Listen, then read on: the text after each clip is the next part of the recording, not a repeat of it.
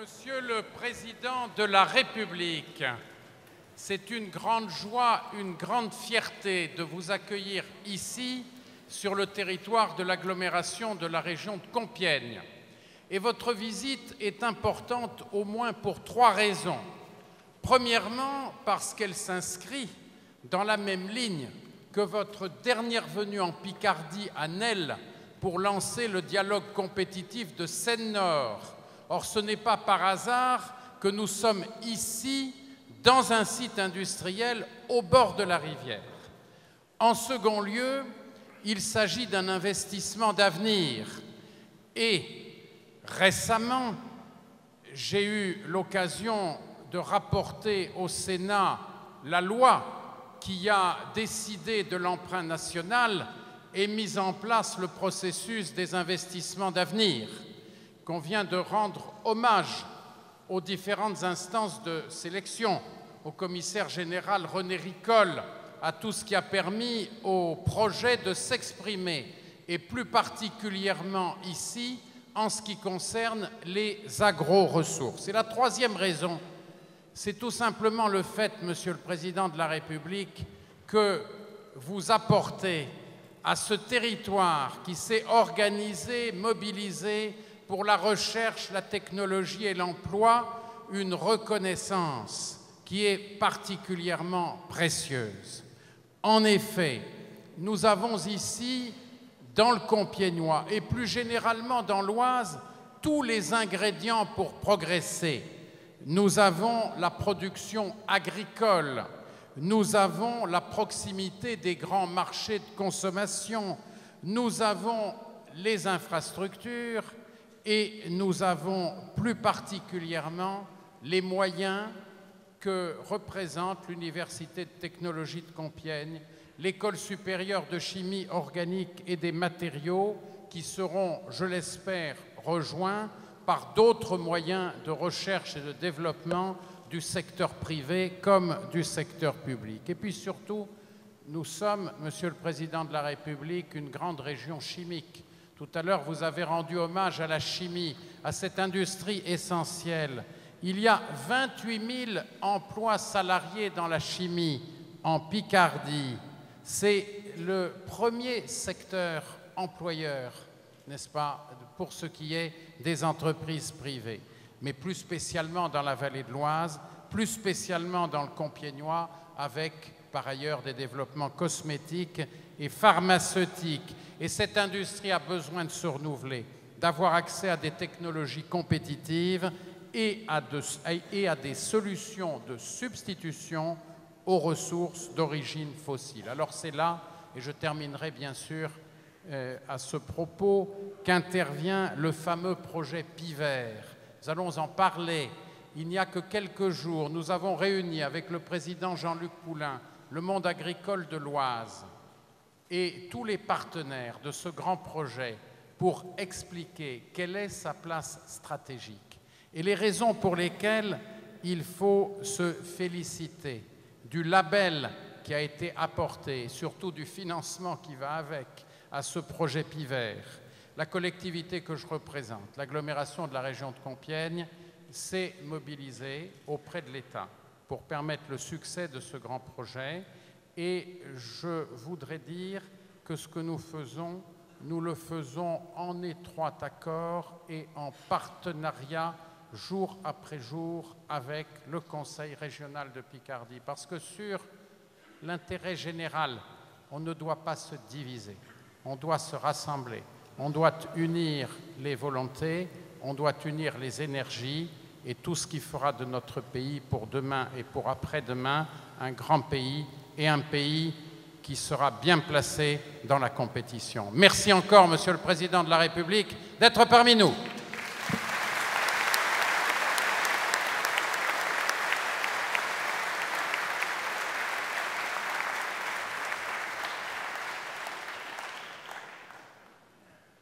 Bien, Monsieur le Président, merci aussi de cette visite. Pour nous, agriculteurs, on est dans le concret quand on est dans le non-alimentaire et qu'on est particulièrement à Venette. On produit 2,3 millions d'hectares d'oléagineux sur le territoire national, dont environ 75% sont utilisés maintenant dans le non-alimentaire. L'usine que vous venez de visiter travaille déjà sur la chimie verte avec des biolubrifiants, avec des encres et des peintures, avec des produits dérivés. Et quand nous avons créé, quand je dis nous, c'est nos prédécesseurs, et je salue le président Belin, quand nous avons créé Sophie Protéol il y a un peu plus de 20 ans maintenant, c'était dans un triple esprit. Ce triple esprit, il se trouve un petit peu boosté, même beaucoup boosté, par la création des pôles de compétitivité d'une part, et ensuite par le grand emprunt pour la recherche.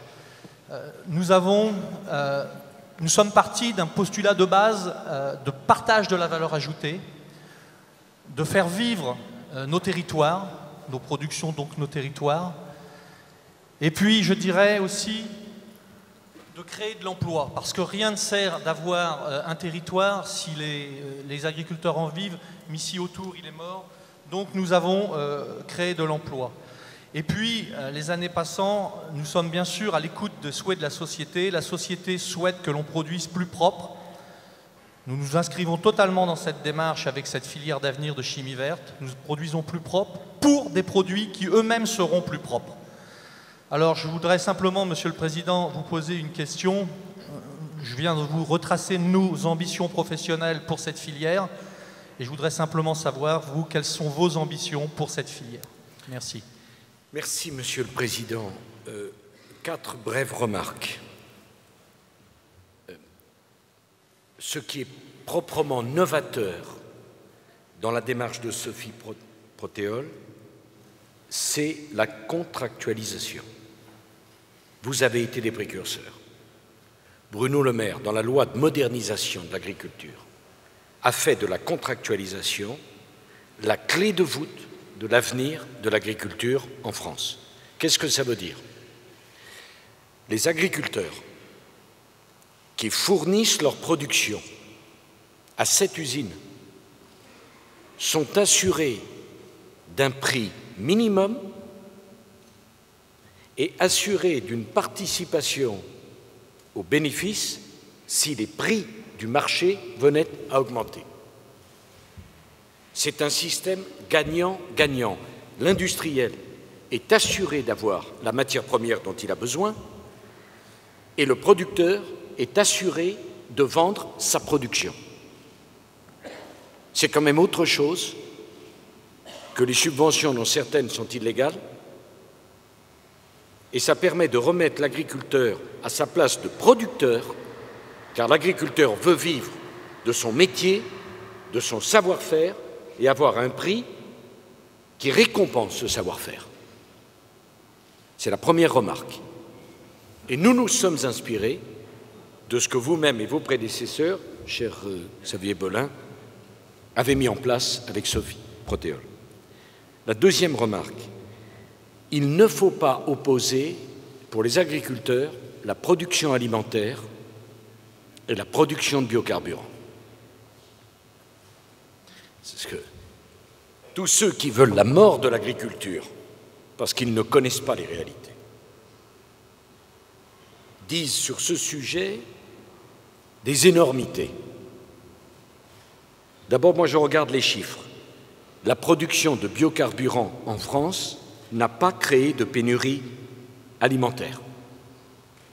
400 000 hectares sont nécessaires à notre consommation d'huile végétale et nous avons réussi à en cultiver 2,2 millions. L'année dernière, les surfaces ont été multipliées par 3,5 depuis 1981. Donc les agriculteurs français peuvent à la fois faire face aux besoins alimentaires des consommateurs français et européens et aux besoins de production pour développer les énergies renouvelables. Les deux, vous n'avez pas à choisir. Et au contraire, ça doit être une preuve de confiance formidable pour l'agriculture française. Parce que les biocarburants, c'est une possibilité de diversification en sus de leur production alimentaire. Et je tenais, en tant que chef de l'État, devant le ministre de l'Agriculture, à vous le dire. Et on ne va pas commencer à culpabiliser les agriculteurs français sur cette question, alors qu'ils n'ont fait que répondre à la demande de l'État et c'est ma troisième remarque, notre pays n'a pas d'énergie fossile. Combien de fois faudra-t-il que je le rappelle? Grâce à l'intelligence de nos prédécesseurs, nous avons une énergie nucléaire dont je n'accepterai pas la remise en cause. Parce que c'est toute l'indépendance énergétique de la France qui serait alors menacée, même si nous voulons le plus haut niveau de sûreté nucléaire. Mais dans le même temps, nous avons pris un engagement avec Nathalie Kosciusko-Morizet, c'est que dans 8 ans, 9 ans, la France aura 25% de son énergie en énergie renouvelable. Donc, Monsieur le Président, nous voulons l'énergie nucléaire, et pourquoi ferions-nous le cadeau aux autres de cette énergie qui ne pollue pas et qui nous permet d'avoir une énergie moins chère? Mais nous voulons également le développement massif des énergies renouvelables. Les deux, pas l'un ou l'autre, les deux. Et vos résultats, je veux dire les résultats de la filière biocarburant, car moi, j'espère que je ne vous choquerai pas, mais je ne fais pas la différence entre le diester et l'éthanol, entre la betterave et le colza.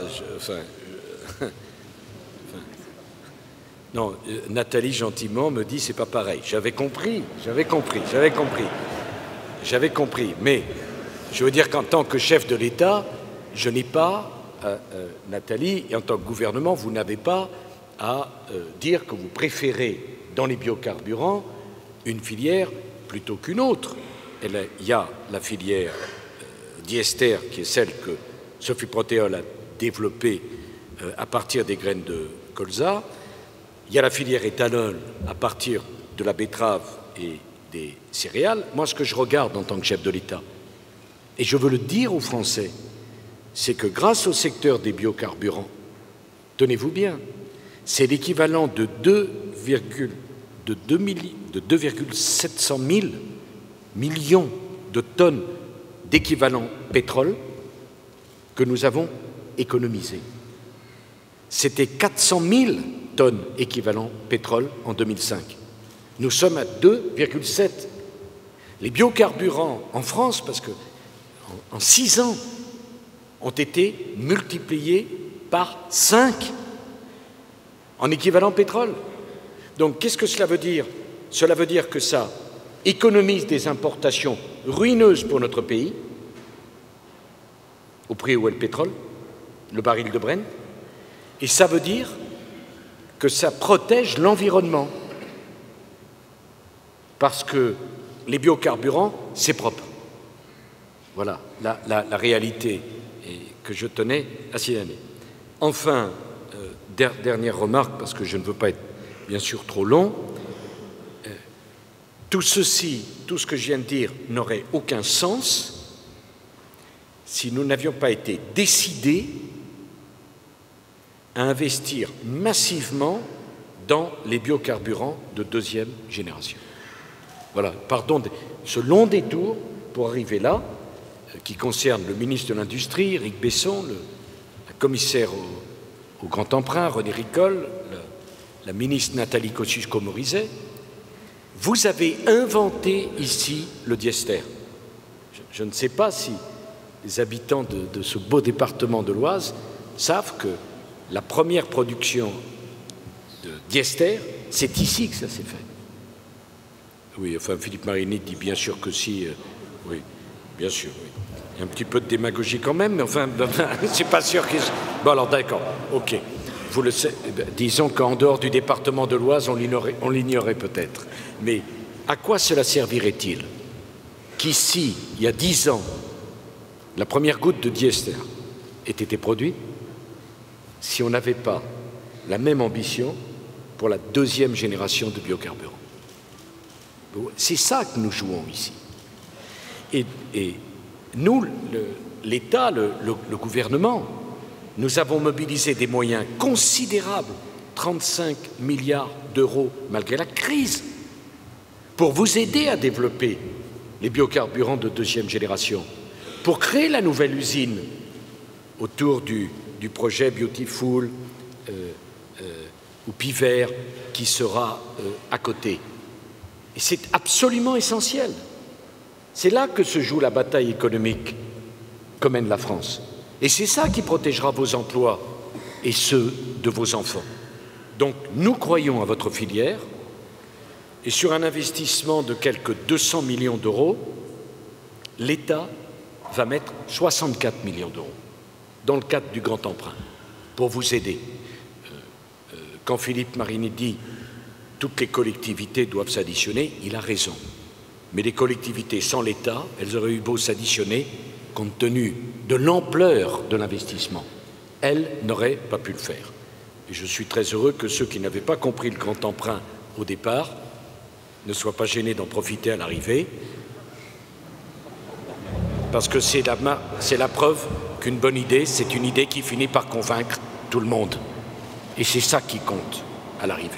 Donc merci à la Compiègne, merci à la région, merci au département, mais surtout merci à vous, avec les chercheurs qui vont venir, avec l'argent qu'on va mettre, qui allait mettre le département de l'Oise et ce site à la tête de la production de biocarburants dans le monde.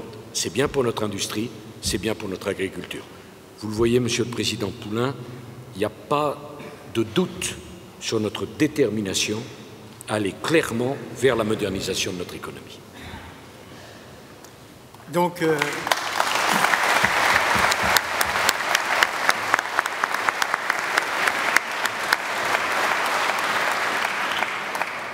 Monsieur le Président, nous vous remercions beaucoup pour la réponse que vous avez apportée à ce premier thème de la table ronde qui peut se simplifier en disant les opportunités des biocarburants et de la chimie verte pour l'agriculture et ses groupes coopératifs.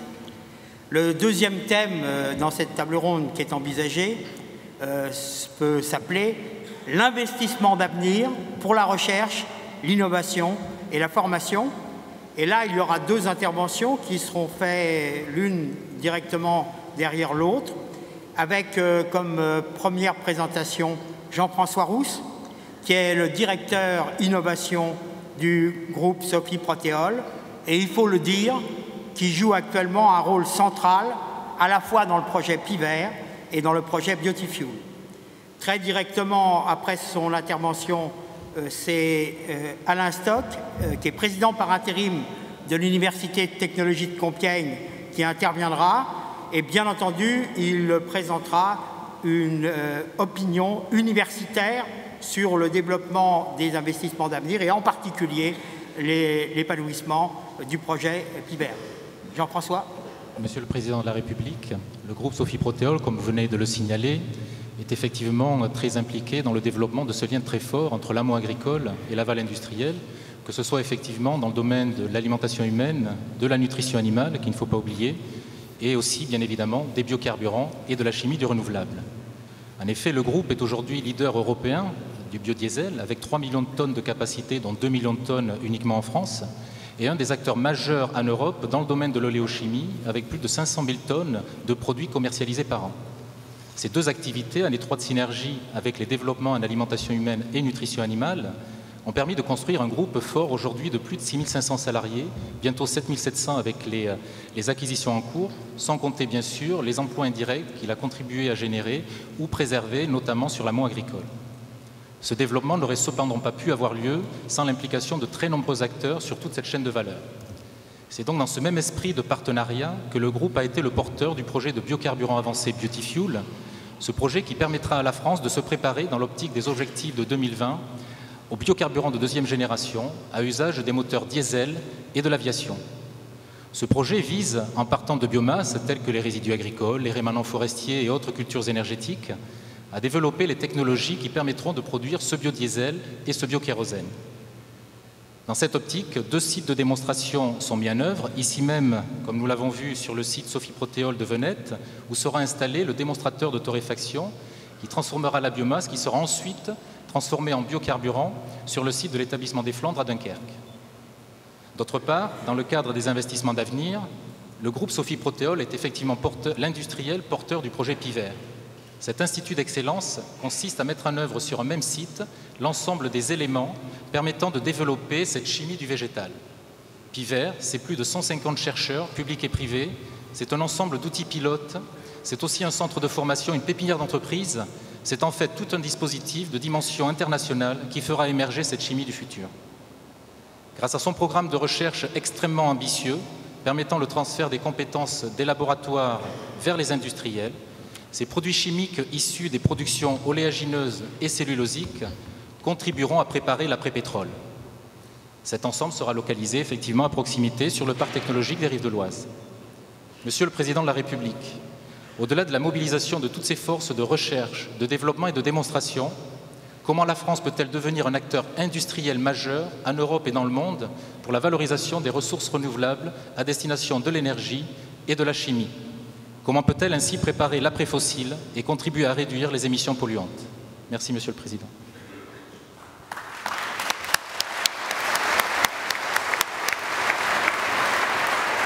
Permettez-moi, Monsieur le Président, de vous présenter le rôle dans une telle dynamique des partenaires universitaires et notamment de l'Université de technologie de Compiègne qui compte aujourd'hui plus de 4000 étudiants, dont 300 docteurs et 800 personnes affectées à la formation et à la recherche.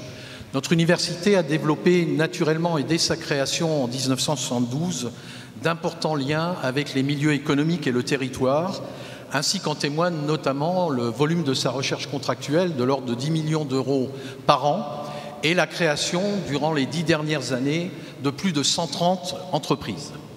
Nos compétences pluridisciplinaires dans des secteurs qui intéressent la filière, en chimie, en procédés, en génie biologique, et je dirais même notre ADN, marqué par l'ambition de l'innovation, et un centre d'innovation est d'ailleurs en cours de création, nous ont conduit à nous impliquer, Monsieur le Président, naturellement et dès l'origine dans le pôle de compétitivité industrie et agro-ressources que notre ami Daniel Thomas a contribué à créer et aujourd'hui dans ce projet Piver. L'UTC et ses partenaires universitaires, je voudrais citer l'Université de Picardie Jules Verne, l'Institut La Salle Beauvais, l'école de chimie qui est rattachée depuis peu à l'UTC, sont fortement engagés avec les milieux économiques et les collectivités locales dans la dynamique de ce projet, et notamment dans deux champs qui doivent être fortement intégrés. D'une part, celui de la formation, car nous avons la responsabilité de mettre en place de nouvelles formations, d'organiser les formations existantes, accessibles éventuellement à distance et pouvant s'adresser aux salariés en activité ou en recherche d'emploi. Ces nouvelles formations devront répondre aux besoins qui seront exprimés par les industriels en matière de nouvelles technologies, voire de nouveaux métiers. Et au total, dans le projet, ce sont près de 40 actions de formation qui sont envisagées annuellement sur des thématiques identifiées et porteuses d'emplois, avec une aspiration de création de 5000 emplois à terme en 10 ans. L'ouverture internationale du dispositif, qui me semble important, permettra d'accueillir une dizaine d'enseignants issus des meilleures universités étrangères, ainsi que plus d'une centaine d'étudiants en stage dans les entreprises du projet. La deuxième dimension, c'est bien évidemment la dimension recherche. Et la mise en place du programme interdisciplinaire Genesis doit permettre de développer toute une chaîne qui va du champ jusqu'à l'utilisateur final, en passant par cette fameuse bioraffinerie évolutive, développée sur le site où nous sommes aujourd'hui. C'est 120 enseignants-chercheurs et doctorants qui seront ainsi mobilisés sur 7 sous-programmes.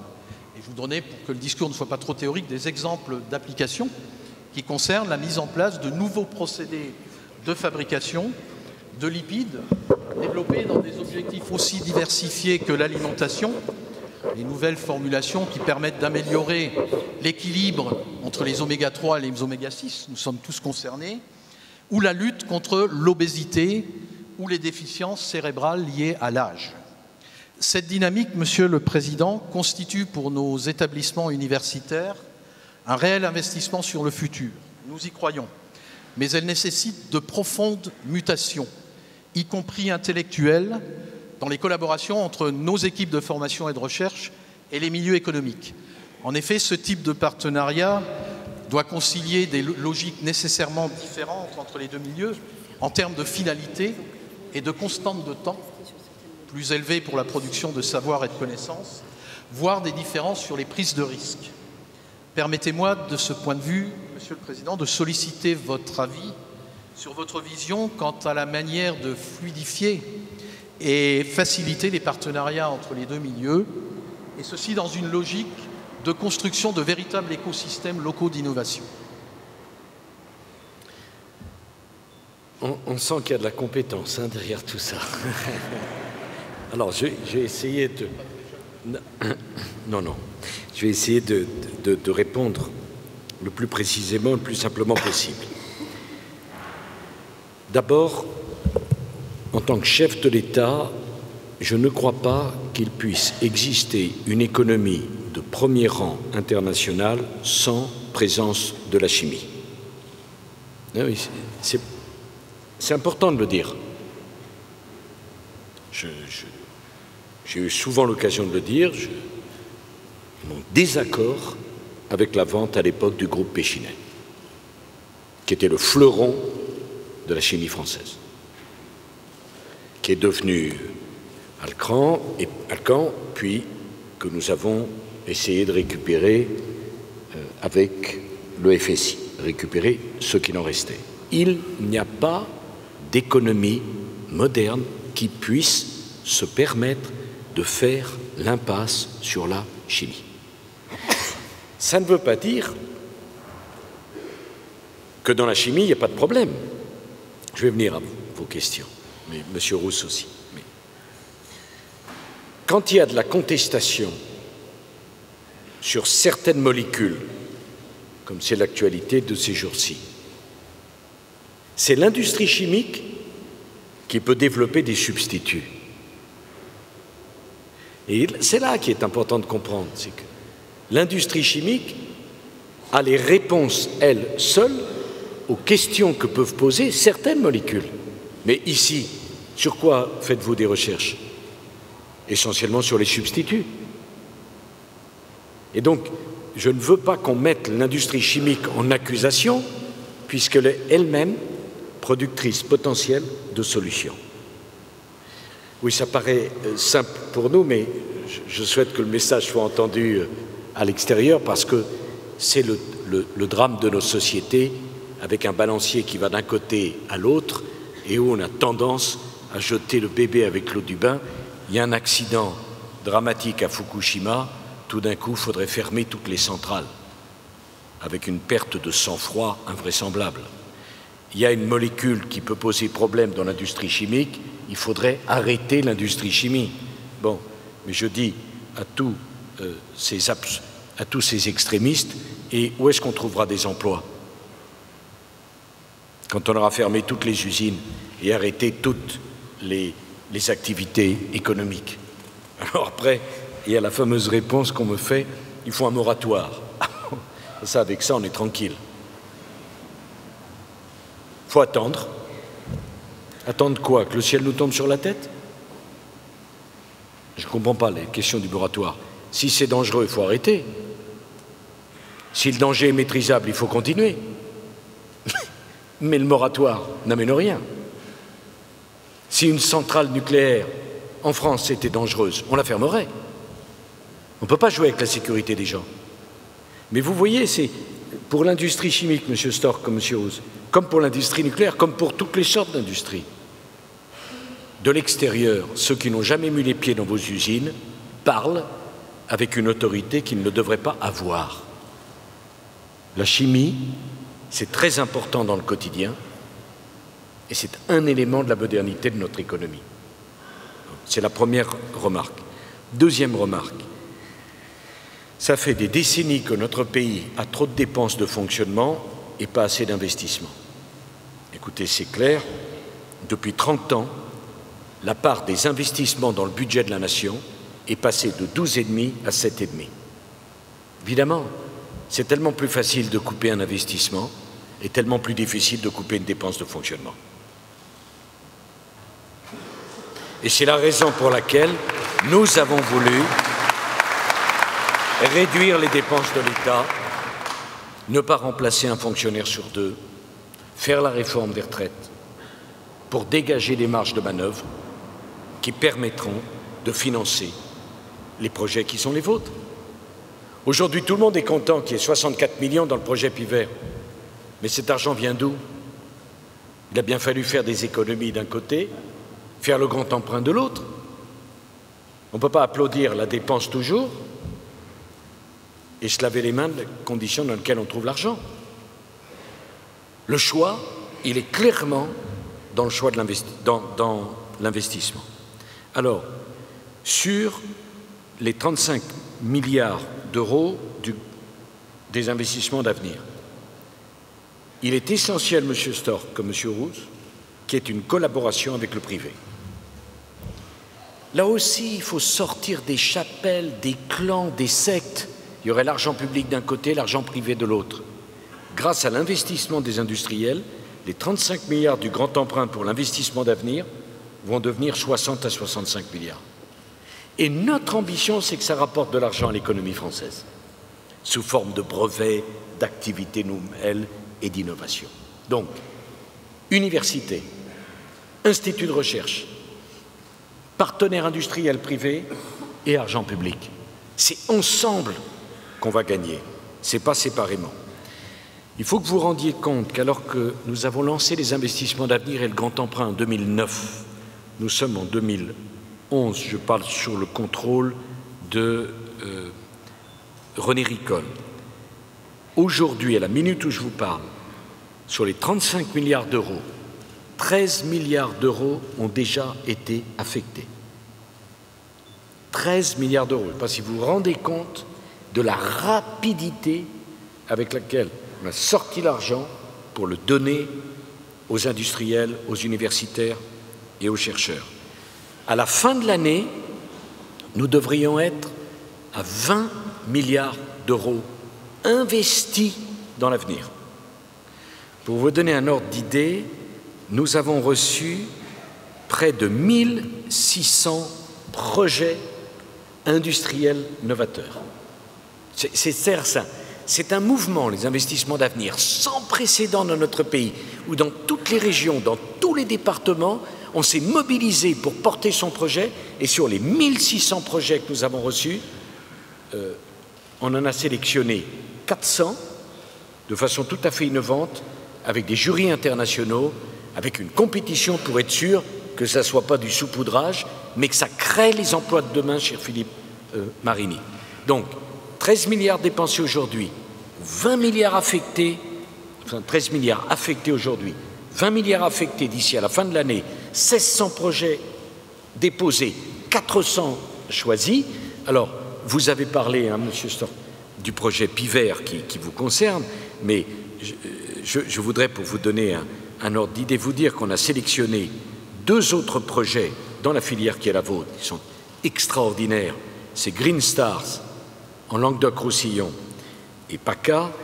C'est une filière industrielle de production de produits chimiques et de carburants à partir de micro-algues. C'est-à-dire qu'on investit massivement sur une nouvelle filière de production d'énergie, de carburant, à partir de micro-algues.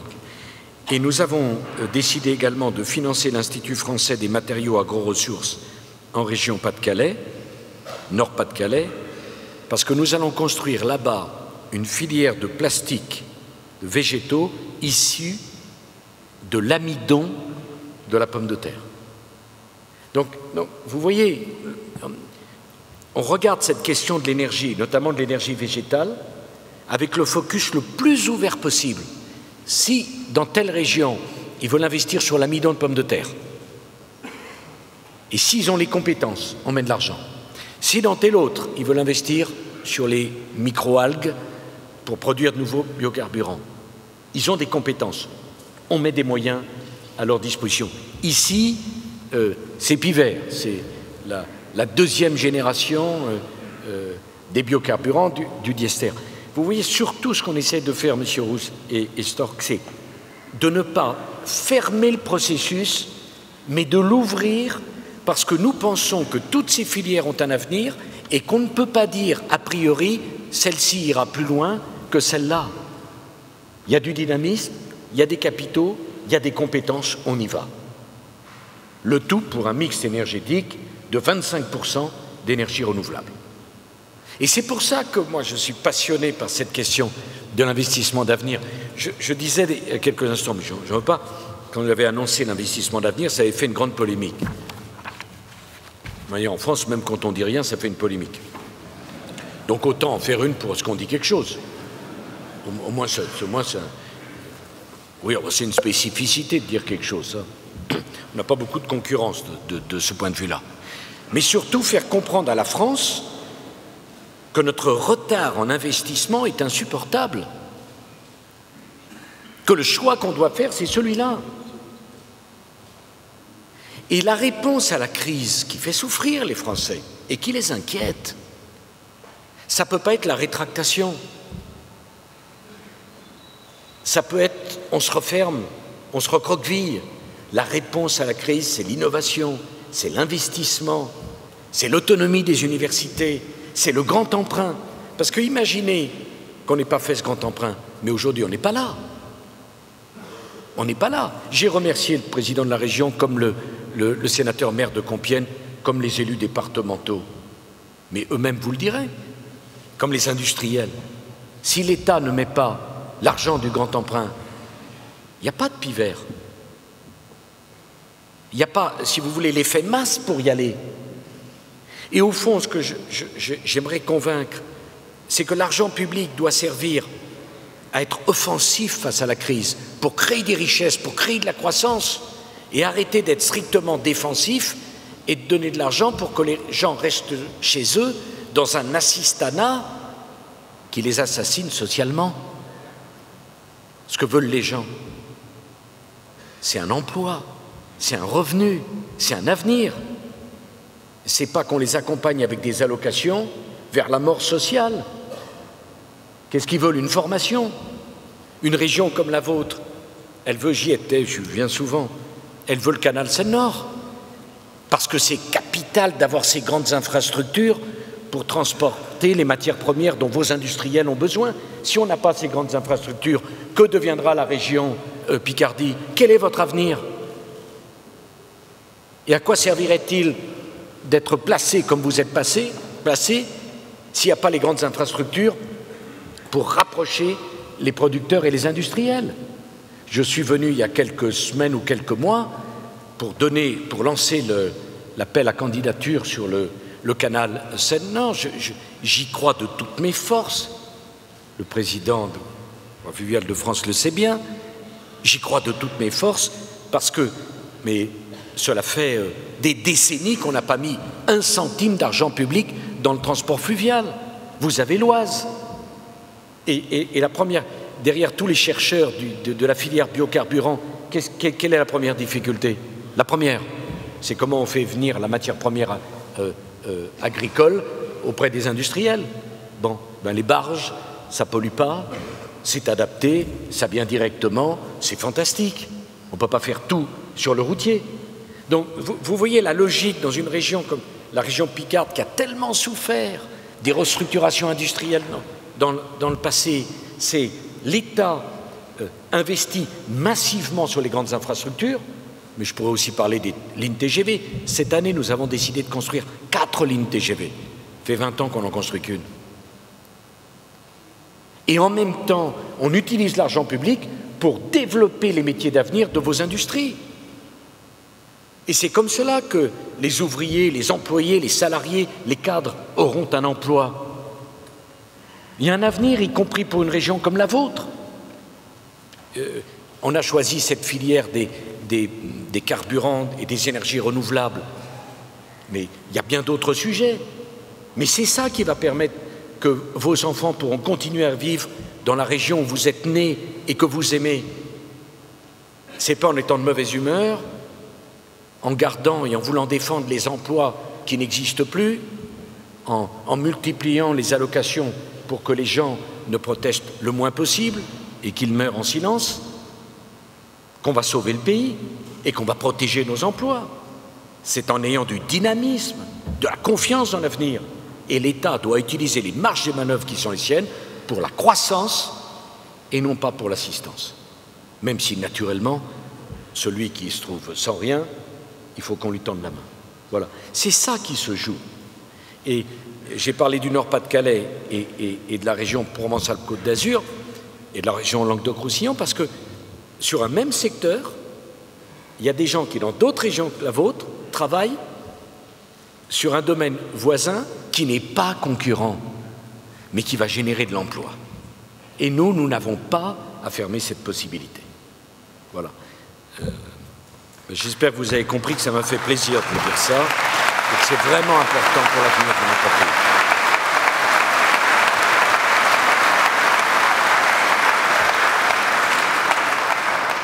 Merci, Monsieur le Président. Avant de continuer le déroulement du programme, je tiens à vous remercier pour l'information que vous avez donnée sur les instituts d'excellence d'énergie décarbonée, parce qu'on ne la connaissait pas. Les gens qui étaient concernés, qui sont dans la salle, l'apprennent. Et c'est extrêmement important ce que vous avez dit également. C'est Capiver qui est ici, qui est en Picardie, complètement ancré. Mais nous travaillons en très grande complémentarité avec le projet Green Star et avec le projet IMMAS. Et le pôle de compétitivité que je préside, industrie et agro-ressources, est complètement ancré en Picardie et en Champagne-Ardenne, mais nous avons labellisé ces deux projets que vous venez de décrire. Et c'est une information que vous êtes le président, c'est normal, vous êtes le premier à donner. Non, mais j'espère que M. Ricol ne m'en veut pas d'avoir dit ça, non, non, parce que... Mais vous savez, quand je ne vais pas vous ennuyer naturellement, mais on a décidé de faire une fois par mois, illustrer un investissement d'avenir pour que les Français comprennent les trésors d'imagination de nos chercheurs, de nos industriels, de tous ceux qui sont passionnés par l'avenir. Voilà. Et j'aimerais qu'on libère toutes ces forces dans notre pays et qu'on les mette un peu en valeur. Il n'y a pas que des forces négatives dans notre pays. Il n'y a pas que des protestations. Il y a des gens qui se battent, il y a des gens qu'il faut aider, il y a des gens formidables et qui construisent l'avenir de notre pays.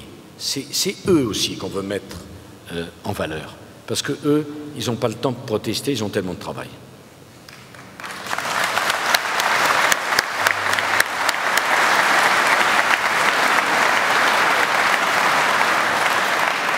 Le troisième thème de la table ronde, c'est la chimie verte dans les filières industrielles.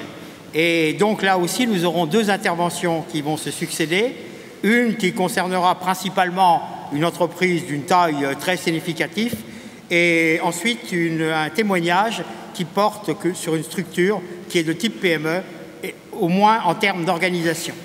Donc, la première intervention sera faite par Gilles Zuberbuhler, qui est directeur de Clariant Production France et qui pourra en effet nous donner son expérience d'une entreprise de chimie avec un passé chimique solide, de chimie traditionnelle, qui prend complètement en main les solutions proposées par la chimie verte et la chimie du végétal.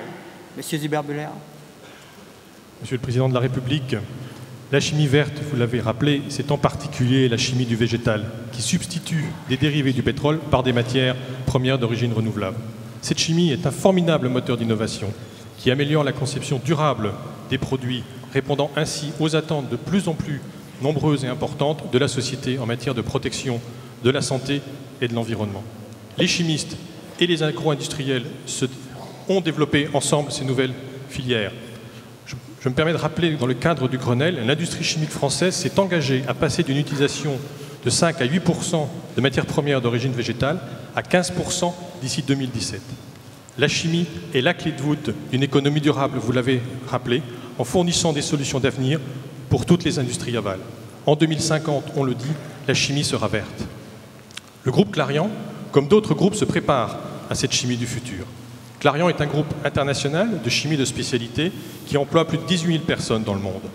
Dans l'Oise, à Trollibreuil, 550 personnes se mobilisent pour assurer la recherche, le développement et la production de dérivés pour la chimie, de l'agrochimie, de la pharmacie, du textile et du papier, ainsi que de la détergence. Clariant, groupe international, a décidé d'implanter ici, à Trollibreuil, dans l'Oise, un des 3 centres de recherche mondial dédiés à la chimie verte. Bien sûr, le pôle industrie agro-ressources et le projet Piver ne sont pas étrangers à cette décision. Plusieurs projets du groupe Clariant ont déjà été inscrits dans le programme de Piver. Permettez-moi d'en citer au moins un, qui est la substitution de paraffine d'origine pétrolière par des produits de la filière oléagineuse qui vont permettre de produire de nouveaux shampoings ainsi que de nouveaux produits de détergents pour la maison, pour tous les jours. Pour atteindre ces objectifs très ambitieux de développement de nouvelles filières, les réalisations industrielles devront concrétiser les projets de recherche. La chimie traditionnelle a besoin de rester compétitive et d'être préservée, car le passage de cette chimie traditionnelle à la chimie verte va prendre du temps. Cette nécessaire attractivité industrielle implique des efforts tant des industriels, mais aussi de l'État. Nous avons besoin de signaux forts des pouvoirs publics, et vous en avez déjà rappelé quelques-uns. Permettez-moi d'en citer aussi quelques-uns pour faciliter, entre autres, la mise en œuvre des réglementations majeures dans notre pays, pour assurer l'accès permanent à des énergies à coût compétitif et aussi à des matières premières, et en particulier des matières premières végétales, à un coût attractif respectant les filières amont. Enfin, il faut poursuivre le développement des infrastructures et également, dans ce cadre, le fret ferroviaire, qui est un élément important qui complète, je dirais, l'offre d'infrastructures de transport. L'industrie en général et la chimie en particulier doivent être et demeurer une grande cause nationale. Monsieur le Président, comment faciliter le maintien de la chimie traditionnelle en France et assurer ainsi le développement d'une chimie verte compétitive dans une économie mondialisée? Je crois que l'intervention maintenant de Madame Karim Meloul va être une complémentarité avec ce qui vient d'être dit, et elle est directrice générale de la société Chimex. Bonjour et merci Monsieur le Président de me donner la parole et d'expliquer en quoi la chimie verte et le projet PIVert sont importants pour une société comme la nôtre. Alors essentiellement pour deux raisons. Tout d'abord parce que les consommateurs sont de plus en plus sensibles à la responsabilité sociétale et industrielle dans le secteur de la chimie. Et d'autre part parce que Chimex réalise des process de fabrication de molécules dits réfléchis en s'appuyant sur un réseau d'expertise. Alors tout d'abord, les consommateurs sont en effet de plus en plus sensibles à la responsabilité sociétale et industrielle. Ils sont de mieux en mieux informés et de plus en plus inquiets et préoccupés par l'impact sur la santé et sur l'environnement. Ils sont de plus en plus curieux pour savoir comment sont fabriqués nos produits. On peut noter également l'impact de la réglementation REACH. Pour une société comme la nôtre, nous sommes confrontés en permanence à des enjeux de productivité économique et à l'évolution de la réglementation en matière d'environnement. Et de ce point de vue, une réglementation sur la chimie comme REACH a été pour nous une aide à l'innovation et a obligé les entreprises de notre taille à se réinventer. Ensuite, Chimex développe des procédés de fabrication innovants, dits réfléchis. Alors juste un exemple peut-être pour illustrer ce qu'est un process réfléchi. Chimex a étudié l'empreinte environnementale de son dernier actif anti-âge en analysant un certain nombre de paramètres, tout simplement, tels que la consommation d'eau utilisée pour fabriquer cette molécule, les énergies utilisées, le bilan carbone, l'origine des matières premières, ou encore l'emballage. Et nous nous efforçons en permanence de minimiser de façon très simple l'impact environnemental de ces différents facteurs dans le cadre de la production de cette molécule qui, de plus, est aujourd'hui issue directement du bois de hêtre, donc du végétal. Nous sommes également très soucieux de gérer la façon dont nous produisons ces molécules. Et à titre d'exemple, nous allons implanter sur notre site du Val d'Oise une solution de géothermie qui permettra donc d'utiliser la chaleur du sol pour alimenter nos installations. Et nous sommes en train de démarrer dans notre usine de chimie une solution de traitement de l'eau à la fois innovante et naturelle puisque nous utilisons en partie le végétal. Tout cela doit bien sûr s'inscrire également pour nos sites dans une grande implication de ces sites dans leur environnement local, c'est-à-dire la vie associative, scolaire ou la formation liée aux communes dans lesquelles nous nous implantons. Enfin, nous nous appuyons sur un réseau d'expertise. Alors, notre expertise est tout d'abord celle d'une entreprise de 60 ans d'expérience en chimie et en biotechnologie, et c'est également une expertise amenée par les pôles de compétitivité dans lesquels nous pouvons être implantés. Et à ce titre, nous faisons partie du consortium d'industriels impliqués dans le projet PIVert, et je trouve que PIVert est vraiment un bon exemple puisque ça permet, pour une industrie comme la nôtre, d'accéder, voire de participer à l'innovation qui permettra de construire ensemble la chimie de demain. Pour finir, la chimie verte et plus généralement le développement durable, puisque vous avez compris, c'est également de développement durable dont on parle, rassemble. Il représente à la fois un intérêt économique et une nécessité industrielle. Et c'est aussi, à titre personnel, je l'espère, un vrai moyen de faire progresser l'environnement que nous laisserons demain à nos enfants. Alors, Monsieur le Président, la question que j'aimerais personnellement vous poser est comment encourager une reconnaissance et une véritable valorisation des industriels engagée dans le développement durable, aussi bien sur le plan des labels et certifications que de la pédagogie nécessaire, je pense, pour les consommateurs. Merci.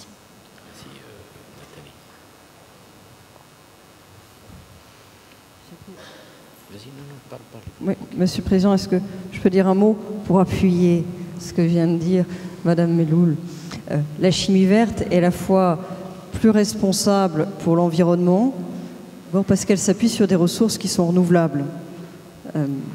Et on sait bien, d'abord, nous on s'approvisionne à l'extérieur pour le pétrole, mais on sait bien que de toute façon, il y en aura de moins en moins et qui sera de plus en plus cher, mais aussi parce que ces produits sont plus facilement biodégradables. Et on parlait tout à l'heure, par exemple, avec Xavier Belin, d'utilisation en extérieur, en milieu ouvert, de certains produits qui se retrouvent forcément dans l'environnement et dont on préfère qu'ils viennent de la chimie verte. La chimie verte est aussi bien souvent plus responsable pour la santé. Vous faisiez allusion tout à l'heure à une actualité. Ce matin, l'Agence nationale pour la santé et l'environnement a rendu public 2 rapports sur le bisphénol A, qui est suspecté d'avoir un impact sur la santé humaine, qui est déjà interdit dans les biberons, qui est utilisé dans une 60aine de produits dont certains sont indispensables à notre vie quotidienne. Qu'est-ce qu'on fait ? Eh bien, la chimie porte en elle-même ses propres solutions et elles sont beaucoup du côté de la chimie verte. Je crois qu'on peut dire qu'on compte particulièrement sur elle en ce moment et notamment sur un sujet comme le bisphénol A. Merci, Nathalie. Je voudrais souligner que dans le programme de PIVER, il y a un sous-programme entier qui porte sur ce que Madame vient de dire. Monsieur le Président, juste un tout petit mot pour relier cela avec la question agricole, pour dire à quel point cette visite est importante pour marquer le cap que vous avez fixé à l'agriculture française, qui est de produire plus et de produire mieux, et d'assumer que l'agriculture est un des éléments de la puissance nationale, un des facteurs de création d'emplois, un des facteurs de création de richesse. Le premier poste d'excédent commercial extérieur avec l'aéronautique, je le rappelle, c'est notre agriculture. Et donc il faut tenir ce cap de produire plus et produire mieux, c'est essentiel dans ce département de l'Oise et c'est essentiel sur tout le territoire. Ça suppose, deuxième remarque, d'avoir de nouveaux débouchés et d'être capable effectivement d'innover, d'inventer. On est ici dans une usine qui fabrique des huiles, des carburants. On a aussi des applications dans le domaine du lin, par exemple, dans une région qui est proche, qui est la Haute-Normandie, dans le secteur de la santé, dans le secteur des isolants, dans le secteur de l'aéronautique. Donc on a une multiplicité de débouchés à ouvrir avec l'agriculture.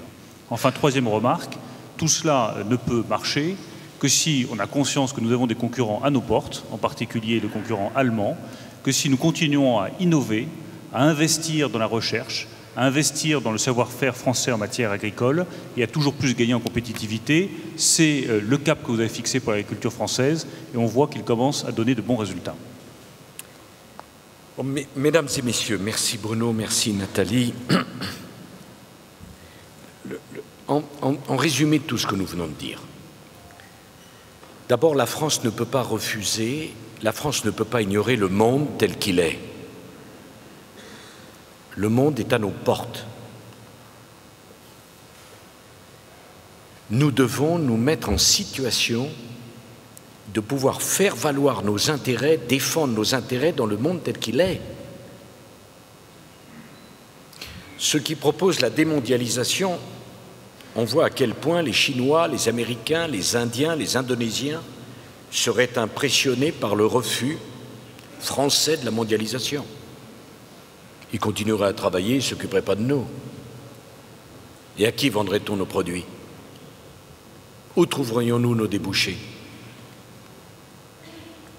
Donc nous devons prendre la mesure du monde d'aujourd'hui. Deuxième remarque, comme l'a très bien dit Bruno, regardez ce qu'amène à notre économie l'agriculture française. On est bien loin, cher Xavier Belin, de la vision traditionnelle de l'agriculteur dans sa ferme. La chimie verte va nous permettre de faire la rencontre d'une agriculture parmi les plus modernes du monde et d'une industrie parmi les plus modernes du monde, les deux se nourrissant, les deux conjuguant leurs efforts pour créer des emplois et créer de la croissance en France. Nous n'avons pas à choisir entre l'agriculture d'un côté et l'industrie de l'autre. Grâce à la chimie verte, nous pouvons additionner la force de notre agriculture et la force de notre industrie. Quel plus cinglant démenti à ceux qui auraient voulu nous faire abandonner l'agriculture comme un modèle dépassé. Il n'a jamais été aussi d'actualité, on n'en a jamais eu autant besoin. Troisième remarque, Madame Meloul, Monsieur Hubert-Buller, nous avons pris des engagements. Et ces engagements, nous les tiendrons. La part du végétal dans la production chimique passera de 8 à 15% d'ici à 2017. C'est un engagement, nous le tiendrons. Voilà, quel plus beau message, quel plus grand engagement, quel plus grand soutien puis-je apporter avec Nathalie Kosciusko-Morizet et Éric Besson à la chimie verte que de vous dire que la part du végétal passera de 8% à 17% d'ici à 2017. Donc, vous avez choisi un secteur d'avenir et nous vous accompagnons. Et enfin, dernière remarque, pendant des années, j'ai entendu seriner qu'il n'y avait d'avenir pour la France que dans les services. Et c'est formidable, les services. Ça crée des emplois. Nous en avons besoin. Mais je veux m'inscrire en faux contre ceux qui nous disaient qu'on devait choisir entre les services et l'industrie. Le jour où vous n'avez plus d'usine, vous mettez vos services au service de qui? Enfin, pardon de dire les choses comme ça, et je pense que ça transcende tous les clivages. Nous ne devons pas sacrifier notre appareil industriel. Nous devons conserver nos usines et en créer de nouvelles. Lorsqu'on sacrifie ces usines, c'est les services le lendemain qu'on sacrifiera, parce que les services sont tout autant délocalisables que les industries. Voilà, mesdames et messieurs, merci de votre attention. Et je voudrais vous dire combien j'étais heureux de venir une nouvelle fois, je crois que c'est la 4e ou la 5e, dans ce département de l'Oise depuis que je suis président de la République. C'est un département qui se trouve avec les avantages de la proximité des villes et les avantages de la ruralité et de l'espace. C'est une région picarde dont je connais bien l'histoire, qui a beaucoup souffert dans le passé, mais je crois dans les potentialités de votre région. Mais je crois aussi que votre région a besoin du soutien de l'État, et croyez bien que ce soutien vous est acquis. Je vous remercie.